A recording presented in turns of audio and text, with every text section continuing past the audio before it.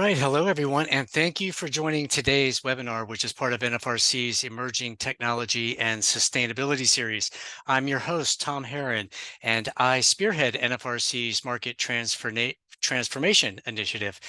And in that role, I interact with a lot of people in the fenestration industry and the design build community and strive to identify and address the obstacles to making the adoption of more energy efficient technologies a standard practice. So to accomplish that, we have a very intriguing and enriching webinar for you today. The title is, Can Built Environment Professionals Use Climate Anxiety as a Catalyst for Positive Change? Our speaker today is Dr. Adele Halton. She is the president of the company BioSitu, where she works at the intersection of buildings, public health, and climate change. Adele is also a member of the American Institute of Architects College of Fellows, and she recently received her PhD from the Harvard T.H. Chan School of Public Health, where she also teaches. Adele is co-author of a book entitled Architectural Epidemiology, which discusses a novel method for architectural design whereby environmental health data and participatory community engagement contribute to maximizing the positive ripple effect and planetary health. If you have questions along the way, please type them into the Q&A box and our speaker will address them when she can. And finally, we are recording today's webinar and we will post it on NFRC's website for future reference. So I'm very confident this is going to be a positive and productive experience. So I will turn it over to our speaker to get started. Great, thanks, Tom. I appreciate the invitation to join you guys today. I'm glad to be here with you, and I look forward to a robust Q&A session towards the end of this conversation. As Tom said, please feel free to put your questions in the Q&A as we go along, and if they're relevant to what I'm talking about at that time, I can stop and answer them. Otherwise, we can talk about them afterwards.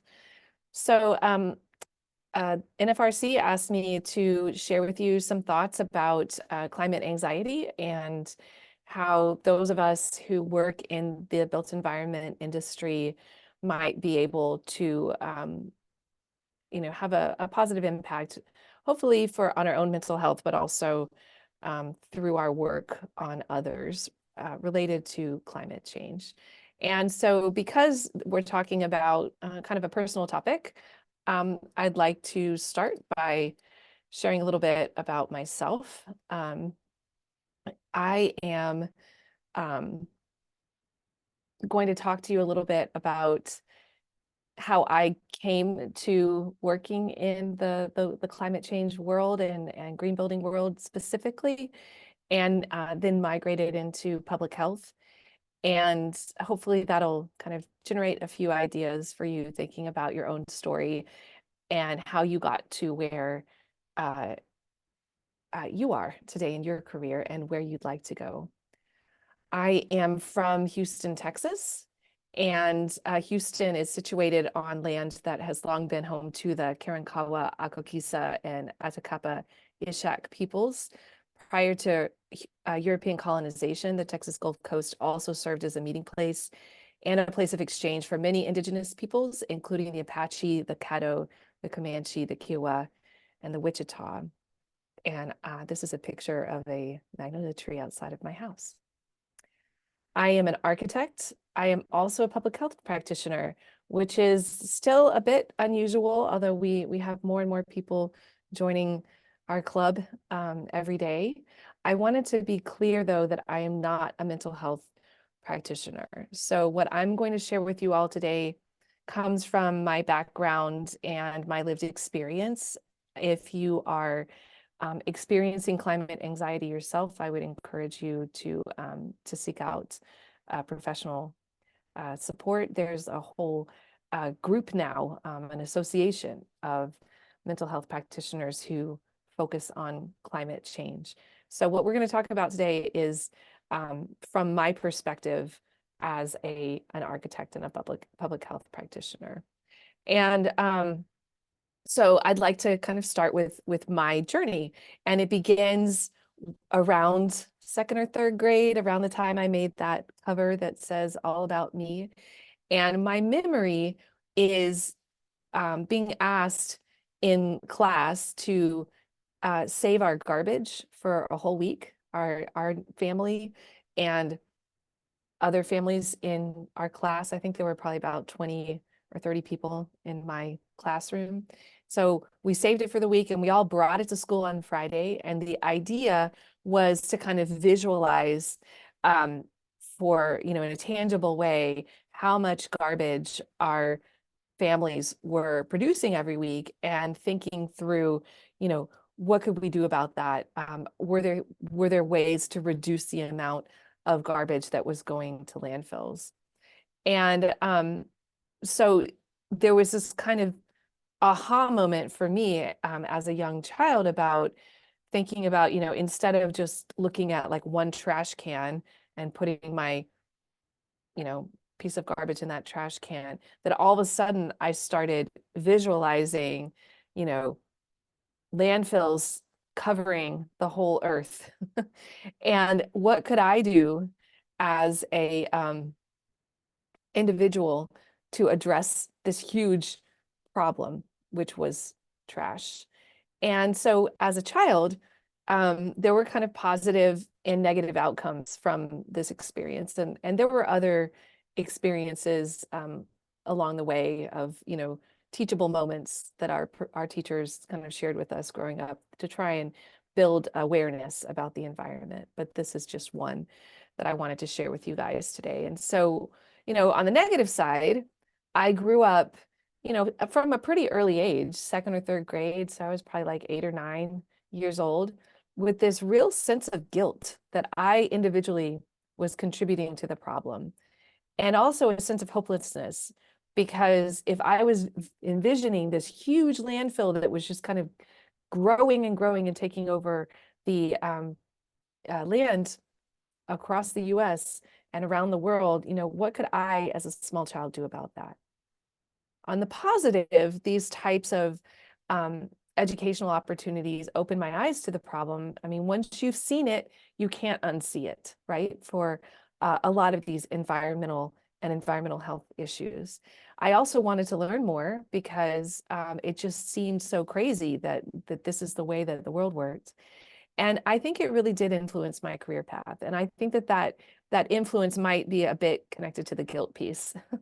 They say anxiety and guilt, can kind of spur people in a certain direction. And I think for me, at least, that was definitely the case. And so I think that the journey that I've taken with my career has been very much mission driven. And I think that my climate anxiety was a big part of that. And the kind of way I'd like to frame it today, at least, this has been a long and winding path, but to kind of think about where I stand today with my work, I do believe that I have used my climate anxiety as a tool to help me figure out, what was my unique gift that I could provide around this topic, and thinking about my work as kind of part of a collective of millions of people working on the topic. And so my hope is that, as you all kind of reflect on my story, think about your own story, and if there are kind of milestones in your life that you could kind of think about, how did that lead you to where you are today? And most of us who work in this field of built environment, particularly around climate change, have a kind of a deep sense of mission. And so where that mission comes from for you, and why it led you to the place where you are. So I'd like to, before we talk specifically about, what to do once you've identified that place of kind of where your passion comes from, is to start with a few definitions to make sure that we are all kind of, level set and thinking about these topics from the same perspective. And so the first question is essentially, what is climate anxiety? Climate anxiety is actually not a technical term. It is something that is sort of an umbrella term for a number of different feelings and that we might have about the environment. And two of the major ones that are talked about and addressed through therapy are eco-anxiety and solastalgia. So eco-anxiety refers to a chronic fear of environmental doom, and solastalgia is the lived experience of negatively perceived change to a home environment. Now, what does that mean? So eco-anxiety, I think we can think about, like, if you've ever, I live in Houston, Texas, we experience hurricanes. And I think that, after you've been there for a few years, the first day of hurricane season for a lot of people is kind of this moment of eco-anxiety, right? It's like, oh God, what is it going to happen this year? It's this sense of like, I'm not going to be able to be, relax completely until the end of November when hurricane season is over, because I've experienced this before and I am terrified. Solastalgia, on the other hand, is more like the experience, for example, if you live in a place where glaciers used to exist and now they're all gone. And that sense of deep sadness that the glaciers are gone. So those are two kind of manifestations of what is kind of seen of under the umbrella of climate anxiety. And that would be kind of like a sense of a feeling of discomfort before you experience a disaster. After you experience a disaster, what the science shows us is that, many people have emotional reactions. So I lived through Hurricane Harvey. We didn't lose our house, but my in-laws' house was underwater and they had to be water evacuated. I know a number of people who had to be boat rescued from their homes. So there's a sense of grief because of all the destruction, particularly if you lose your home. Fear, as I said before, of like what would happen during the next hurricane, but even during the event, that fear and anxiety about, are you going to survive this? Depression and post-traumatic stress afterwards. And then I definitely have survivor's guilt, having watched people lose their cars, lose their homes, and, we survived, and with minimal damage. So these are some of the kind of feelings that people feel after a climate change related disaster. And then the question becomes, well, who feels these things, right? Most of us feel it, is actually how it turns out. So if we look at recent research, we find that 2/3 of adults experience eco-anxiety at least a little or at a severe level, according to the American Psychological Association. 57% of teenagers in the US say that thinking about climate change scares them. And college students report a number of feelings of depression and anxiety and stress and other mental health disorders that are directly linked to their concern about climate change. And if you've been following the news during the Paris, we were in Dubai this year, the climate change negotiations that ended last night, a lot of the news coverage about how people were responding to it in the US, and even the college students that went to COP, to the climate negotiations, talked about how central this concern is for them, this fear that the world that they're going to live in as they get older is kind of going off the rails, and feeling a sense of not sure what to do about that. So then the question is, if so many of us are feeling these distressing feelings, well, why? Why are so many of us worried? And I'll say, for me, as somebody who's been feeling these kinds of and having some of these thoughts since I was pretty young, it was really validating and kind of made me feel a little bit better when I discovered that a lot of people were feeling this. It wasn't just me. And the reason is because climate change is real. It's happening now, and it's devastating.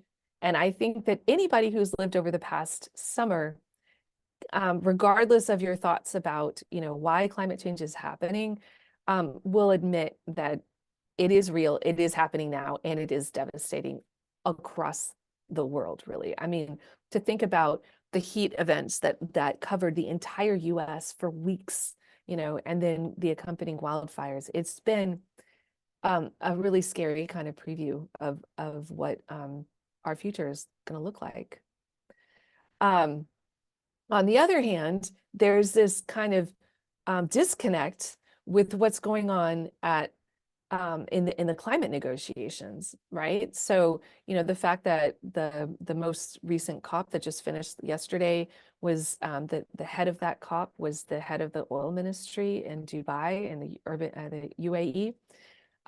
That was a kind of a moment for those of us who work in this industry of cognitive dissonance. Like, why is that the person that is kind of been given the gavel, master of ceremonies, organizing um, these negotiations? I will say, though, that the headline news this morning was that this is for the first time that climate negotiations decree actually does admit that the whole world needs to stop using fossil fuels. So in a sense, we have some positive glimmers coming out of that cognitive dissonance. So what are another reason? It's scary, right? And one of the problems with climate change being so scary, and particularly when we experience it, we experience it many times as these kind of disastrous events, like a hurricane or a cold snap or a wildfire. And then the way that it's talked about on social media, because of the algorithms that run social media, the ones that kind of like bump up to the top amplify kind of gloom and doom messages, and that can increase our anxiety about it. Oops, it's not moving forward. And then finally, many of us are really worried about this because it feels too big for an individual to make a difference. And for me, that was a big part of my anxiety, as I shared, looking at trash.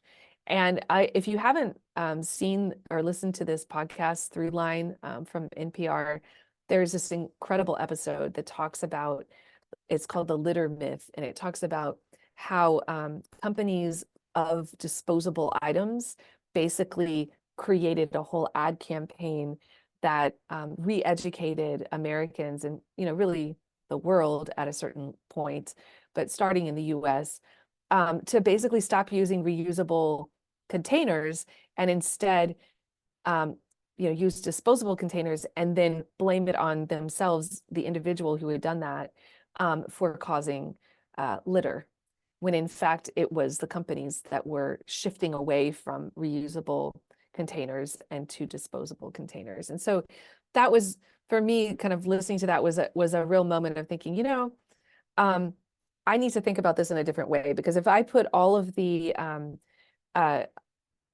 concerns that I have about, just to stay with the question of recycling and composting and how we deal with waste management on myself, I'm both upsetting myself, I'm freaking myself out, because it is a scary problem, and we see how it is being experienced as climate change kind of becomes more and more amplified every year. And yet I, as an individual, am not capable of really addressing the issue on my own. So what do we do? Well, I think the first thing to do is to reject this idea that somehow these systemic problems are something that is an individual's fault, or that an individual should be expected to single-handedly address the problem. And so one way to think about that is something called the social ecological model. And this is a model that's used in social sciences, and basically says that there are these kind of interlocking scales of interaction within society. So you've got, taking care of yourself as an individual, your thoughts, your own behaviors, what you can control within yourself and how you interact with the world, then the way that you interact with your family and friends is kind of a different relationship, right? The way that you interact with organizations, whether it's at work or if you volunteer, you go to a religious institution, that interaction, that relationship you have with between you and the organization is also unique. And then the way that you interact with society as a whole, how do you affect those bigger systems? That in and of itself is a different way of engaging. And so because we have the opportunity as individuals to kind of insert our actions at different levels of the social ecological model, we actually can make a difference on these topics that we care about in different ways by paying attention to what is our leverage point within each level of society. And so what I'm going to do now is kind of talk that through step by step. All right, so as an individual, it's important to kind of start by looking at yourself. How are you feeling? Are you concerned about climate change? Is it something that is, something that comes up for you every day? As I said at the beginning of this presentation, if it's something that's keeping you from doing your work or spending time with your friends and family, it might make sense to reach out to get professional help. Another thing you can do is develop resilient practices such as spending time in nature or curating your social media news consumption so that you're not allowing yourself into that kind of doom spiral of Twitter or Instagram or TikTok. And there are other practices that can help reduce anxiety, like breathing exercises, yoga, things like that. So thinking about, what triggers anxiety for you, and are there opportunities for you to develop practices throughout the day that kind of help bring some sense of peace and lower your anxiety. And then another option is to kind of go on the offense. And so rather than, doom scrolling, you can go look for positive messaging around climate change and people who are doing proactive things to address the problem and amplify their voices through your social networks, whether personal, in person or on social media or digitally. So this is an example of, there's this great blog called The Climate Optimist at the Harvard Climate Change and Health Center. And they've partnered with this kind of marketing agency to identify a set of like 10 to 15 what they call climate creators to watch. So I think there was 10 or 15 last year. There are another 10 or 15 this year. All of them are really inspiring, young people doing really interesting and positive for the world, but also positive for mental health things that are actually making a difference around climate change. So amplifying those types of voices can be really helpful. When we move one step up, talking about how do we interact with family and friends on this topic, how do we use our social networks with family and friends to talk about climate change. There's some research on, basically thinking through, how do you actually start the conversation, particularly if you're not sure that the people that you're talking to are going to be receptive about talking about it. So it's kind of a cycle. The idea is that it's iterative and it builds on the strengths of your relationships that you already have. So first you might introduce the topic casually, like, this summer was pretty easy because it was always hot. So you could point out, God, it's so hot. Like, when is it ever going to end? And then let them answer and then start asking open questions that kind of lead the conversation in a direction where you can find a common connection. Even if that person maybe doesn't believe in human caused climate change, they sure are annoyed that it's hot, right? And so thinking about talking about solutions that have co-benefits around, reducing emissions as well as protecting um, your friends, whoever you're talking to, yourself, and the larger community from, say, exposure to extreme heat. And then um, pulling from data to reinforce your common values as opposed to using it as sort of a gotcha. Using data as a gotcha doesn't usually change people's minds, but when you bring it up as a sort of a reinforcing feature, it can be quite powerful. And then finally, agreeing on specific actions, and then you can follow up and start that cycle again. This is, again, it's an iterative process. And again, as I will say, as somebody who lives, in the energy capital of the world, I have a lot of relationships with people who uh, disagree with me on a lot of things related to climate change, but we do find common ground, and a lot of that common ground actually leads to specific actions that can be useful to everybody. So I wanted to share with you guys two particular resources that you could use to help kind of frame those kinds of conversations, if that's one of the types of actions that would be helpful to you.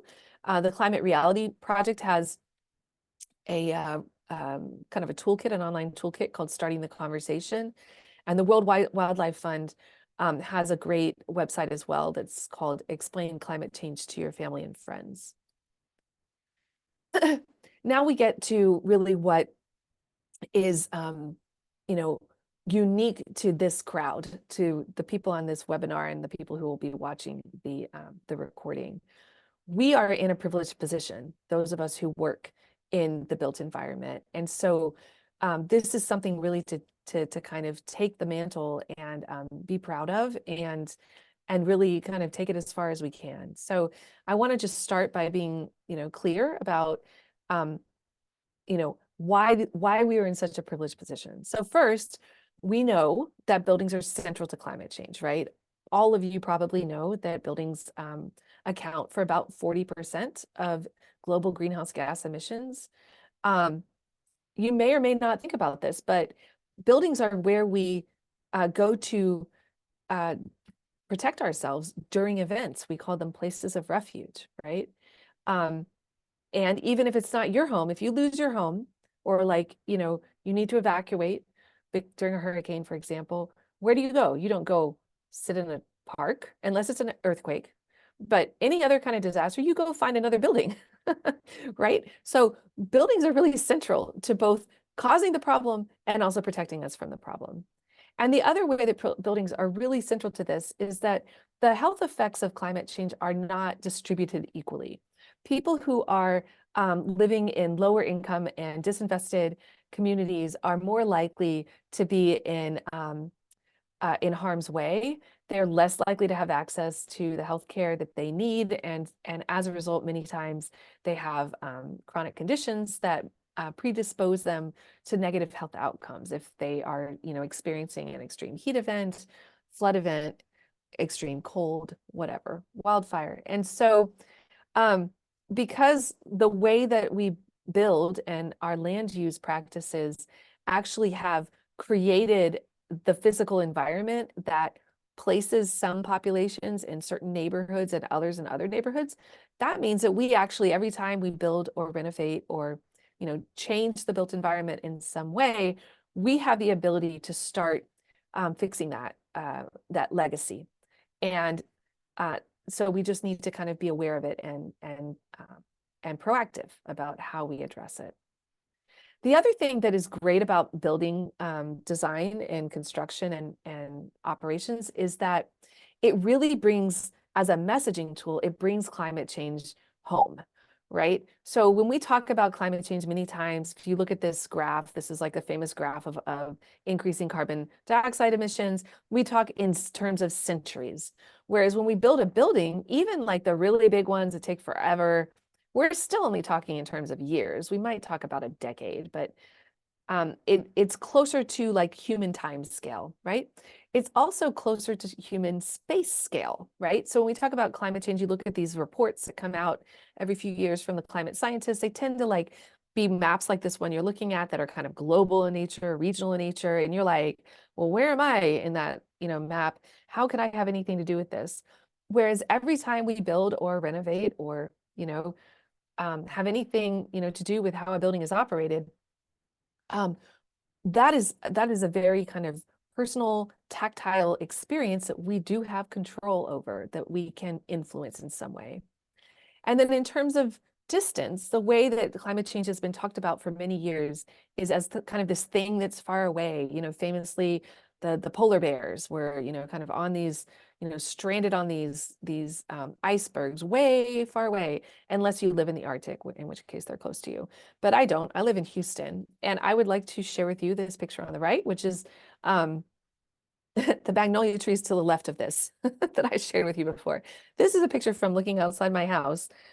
They've been tearing up our street for about a year now, trying to put in a new sewer line and storm sewer line because of the flooding that's been increasing because of climate change. And you can see it was pretty darn disruptive for our lives for a really long time. And so, thinking about how buildings can be a messenger that is intimate, that is close in time scale and close in spatial scale is really an incredible opportunity that we have as people that work in the built environment.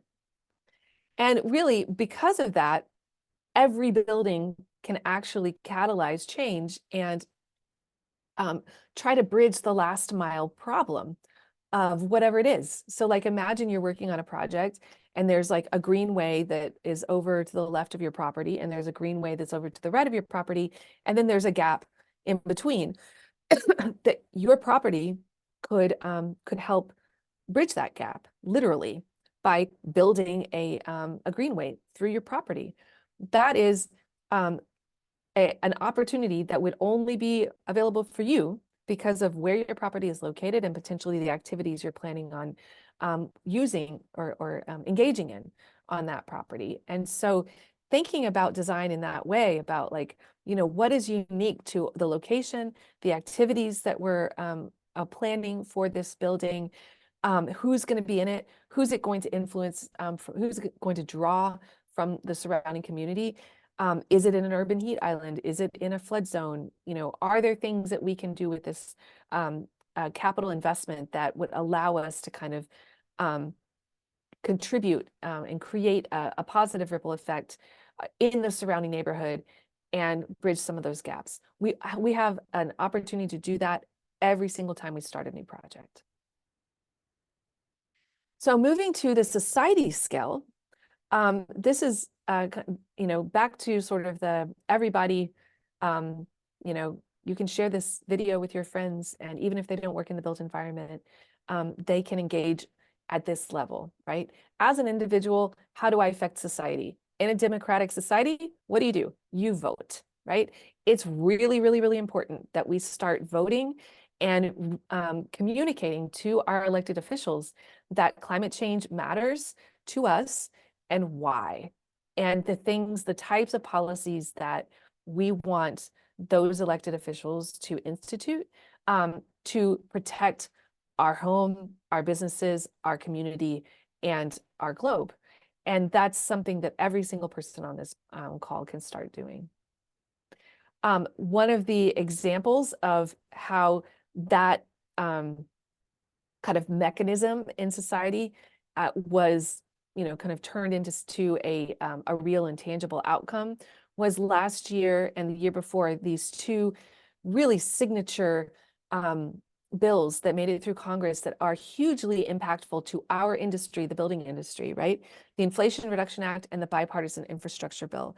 Both of those are funding many of the projects you guys are probably working on today and will be working on in the future.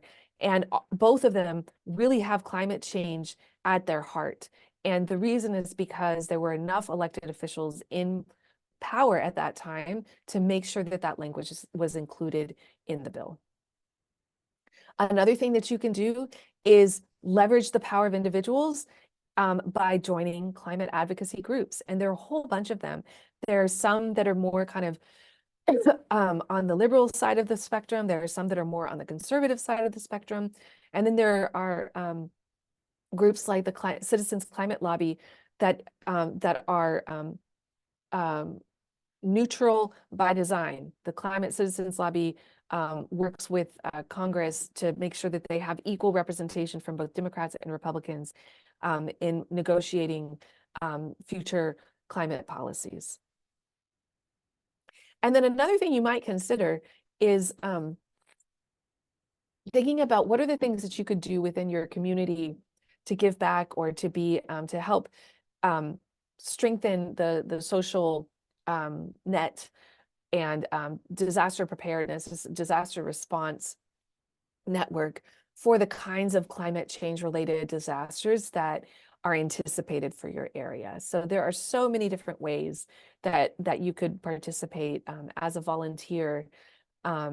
Both in, there are more and more cities, for example, that have started buddy programs where volunteers call people who have a hard time leaving their homes, like say elders, during, for example, an extreme heat event, to make sure that they're doing okay, to take them to a cooling center if necessary, that sort of thing. There's Meals on Wheels, there's volunteering at shelters like this one that you see in the picture. There are all kinds of opportunities. So that's a real and tangible way that you can, as an individual, link into these larger societal networks and make a real difference. So I guess I would just kind of end there with, a bit of a reflection and for those of you on the call and anyone who joins this call as a, afterwards, once it's up on the recording is up on the web, to think about, if I asked you to share your story about how you relate to the environment, to climate change, to health effects of climate change, do you experience asthma? That's that is a condition that is exacerbated by things like air pollution, exposure to air pollution, which is directly linked to the major sources of greenhouse gases in the US, which is transportation, right? So do you experience asthma? Have you experienced an asthma attack during a heat event?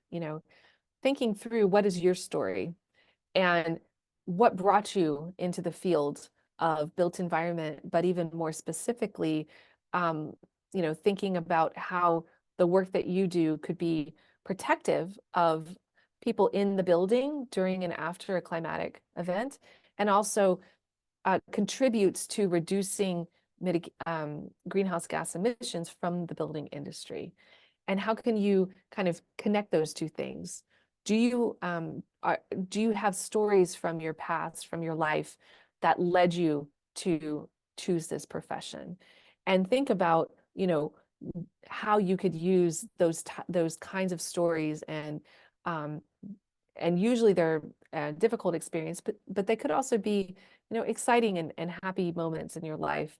Use them as a tool to help you figure out, exactly how you're going to fit into this global effort to address climate change. So with that, I think I'll turn off the screen share, and I'm happy to answer questions and engage in a conversation with everyone, and appreciate the invitation to join you guys today.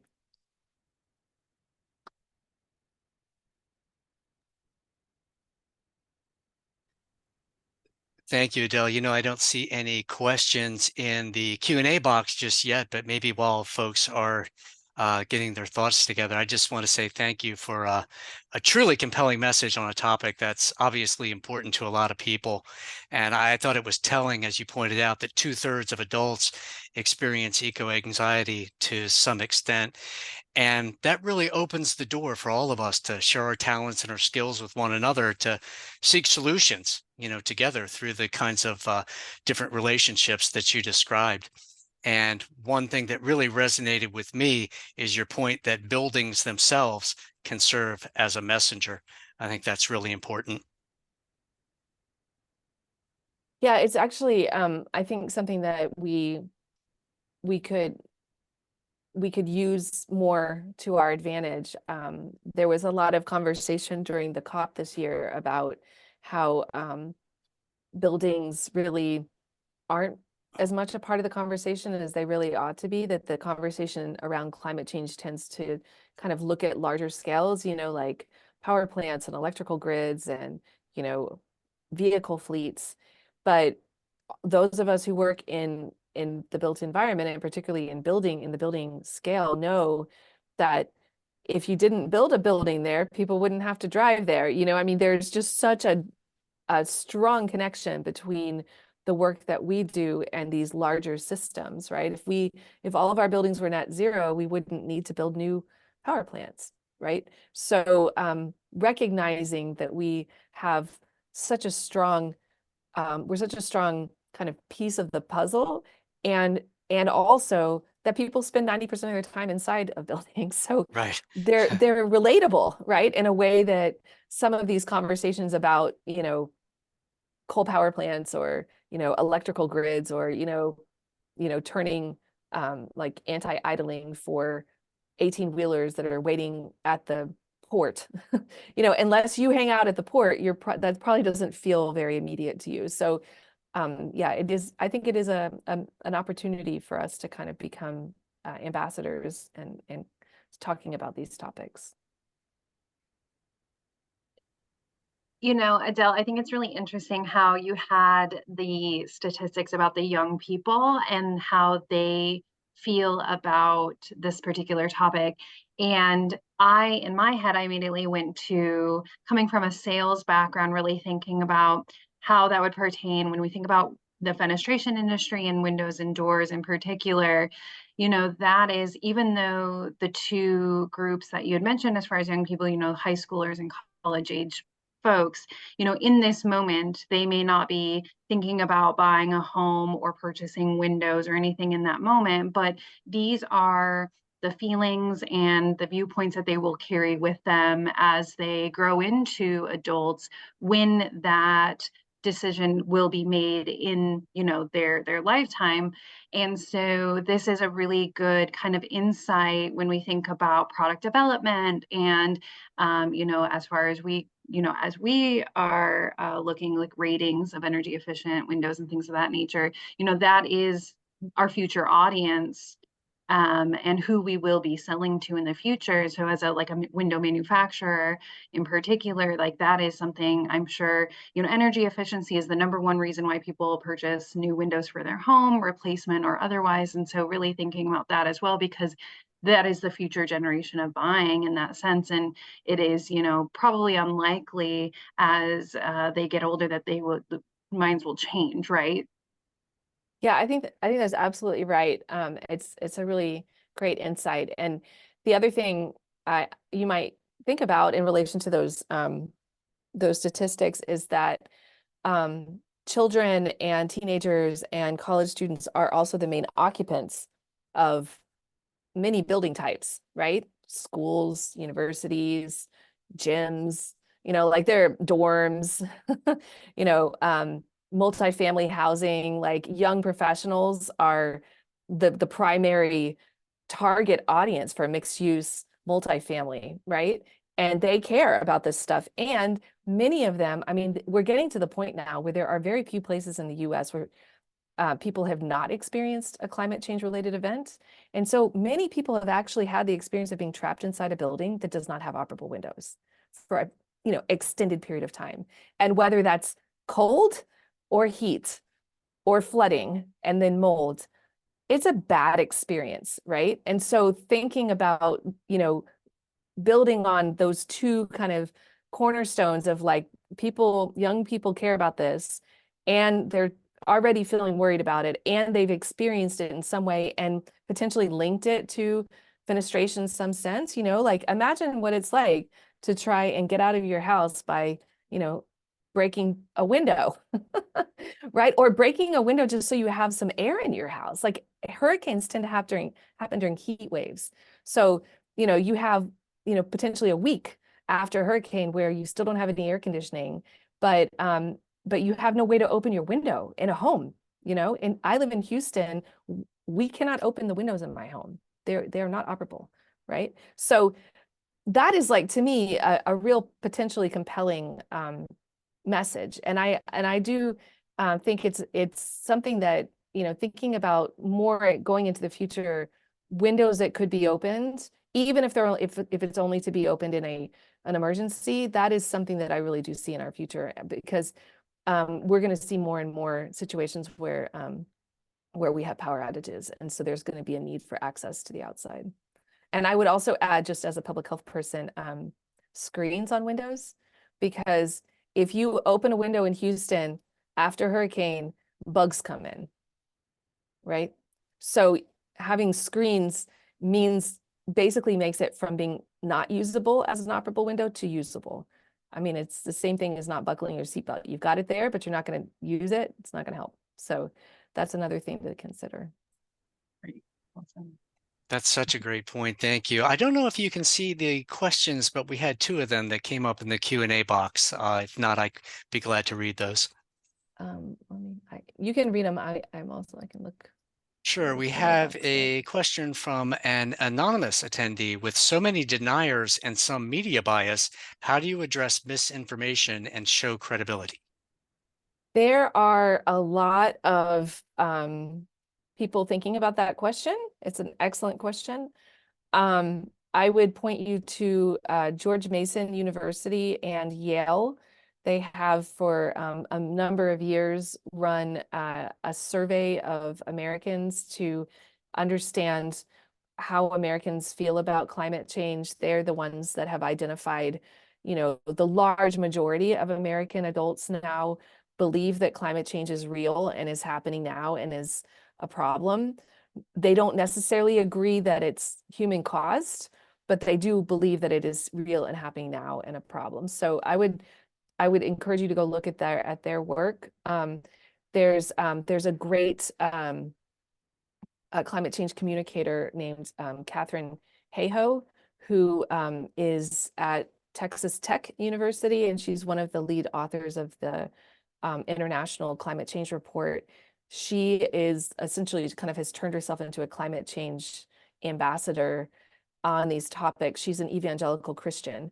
And so and also a lead author on the IPCC report. So she kind of leans into both of those identities to kind of share ideas about ways to talk about this. And then those 2 resources I shared earlier from the Climate Reality Project and the World Wildlife Fund, both of them will give you ideas about exactly this question, like how do you frame it in a way that is not off-putting. I think to me, the big question is, who are you talking to and what's the format within which you're working, right? So if you're having a conversation with somebody, you can have a back and forth, and if you, going back to that social ecological model, your relationship to that person will dictate the way you interact with them, right? So I would probably talk about climate change in a different way with my boss than I would say with my child or with my priest at my church,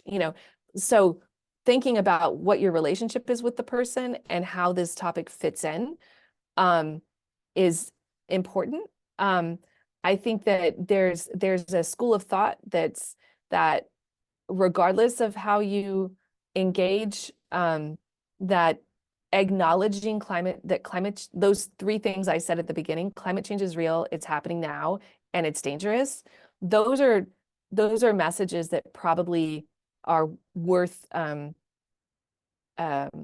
communicating regardless of who you're talking to, but thinking about before you start the conversation where your areas of alignment might be and really leaning into those and focusing on areas of agreement as opposed to places where you might disagree. As I said, I mean, listen, there are a lot of people in Houston who don't believe in climate change, but all of us suffered through last summer, right? So there's area of alignment there for sure, right? So thinking about what those might be. Then the other question, difference between the idea that every project can catalyze change and that the individual project isn't responsible. Yeah. So another great question. This is a question that comes up a lot when I'm working on projects where we're talking about, how could this project have a positive effect on health outcomes? whether it's climate change related health outcomes or other types of health outcomes.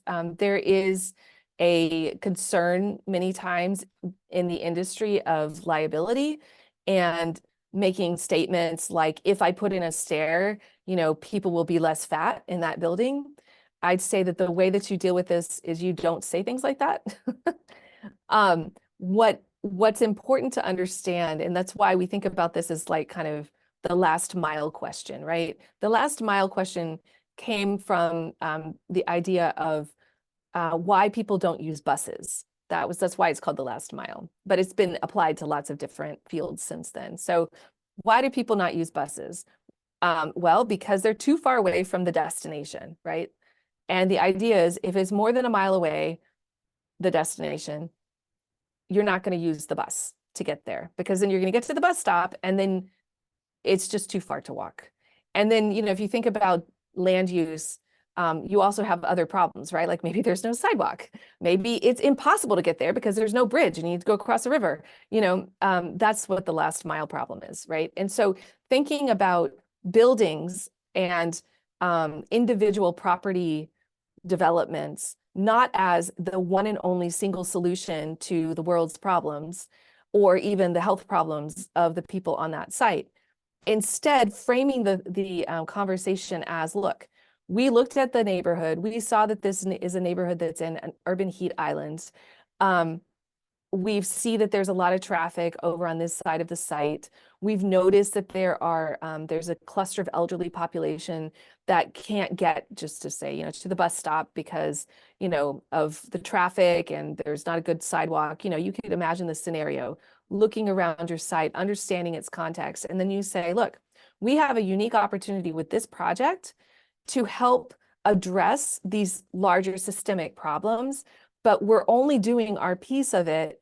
And we're, leveraging the opportunities that we have on this site to do what we can to fix a larger problem. But it's not on us to fix the whole problem. All we're doing is we're filling in that particular gap, or we're starting a cascade, right? So like if let's say the elder population needs to walk under shade and with a wide sidewalk that's ADA compliant, say 3 blocks, and we do our block. And while we're in the process of making that change, talk with the neighborhood association and the city and the landowners between us and that population, like, is there a way to kind of extend this over to that target population?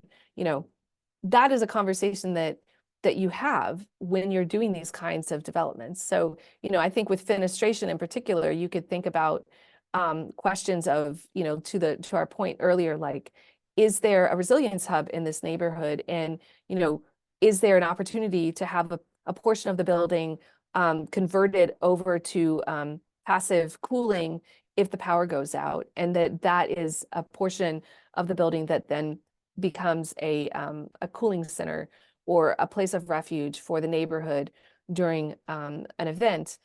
That's a conversation that you would be having, not saying we're going to save everybody's lives during the next heat event. It would be a conversation you'd be having about what can we do as a good neighbor to contribute to some of the questions that the neighborhood sees as being needing to be addressed. We can help with that. We're not doing it all on us, but we're helping, right? It's a different way of framing the conversation. Yeah, that's great, Adele. Thank you so much for that insight. So I don't see any other questions, so this will be our last call for questions. Don't miss out on this rare and unique opportunity to tap into Adele's expertise. We welcome any final questions you might have. So I don't see anything, so that will, well, I think we do have one more question. Yes, we do. Great. Ray? Yes, hi. Hey, thanks for the great presentation. Just a question. Have you ever heard of like the Blue Zone project where it I talks have heard of about, blue zones. Yes. Yeah. yes, and it reminds me when you're talking about one thing at a time, and just making these small changes. Has that been considered in just like and tied in with climate change, et cetera? So those types of projects, it's almost like that would be a good collaboration. Absolutely. Yeah, I think that it's a great example of, basically, to me, a lot of the problem that we face in the current way that our industry responds to climate change issues is we see them as kind of, on the one hand, abstract, because we're basically just like kind of calculating what's, through our energy model, what's the kind of hypothetical tons of carbon that this building is not going to be emitting through its electricity needs, right? And obviously fenestration is a big part of that, making sure that you have as energy efficient as a building as possible. But it's abstract and it doesn't feel connected to the building. And then on the other hand, we have kind of at the larger scale, at the planning scale, some of these projects like blue zones or like eco districts, or that are trying to think at a larger scale and integrate multiple ideas, but because they never quite make it down to the building scale. And I think it's on us as the people who are, focused inside the property line to kind of look around us and say, are we in a blue zone? Are we in an eco district? Are we in a district that is primed to become, say, a community solar microgrid? And is there some way that we could, tap into that and accelerate the full neighborhood or the full district kind of moving in that direction, sort of accelerating the tipping point? Yeah. So what I understand is that a lot of that, one of the components for the communities within the United States even, that it starts at the community level, grassroots, to where you have to get your individual community involved, right? Yeah, well, so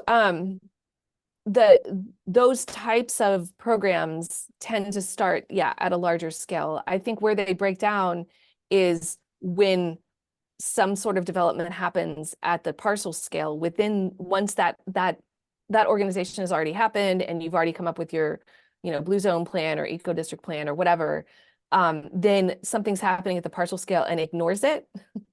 That's what tends to happen, right? Yes. I don't know if any of you guys have ever worked on a project that was in an eco district and yet ignored it. I have.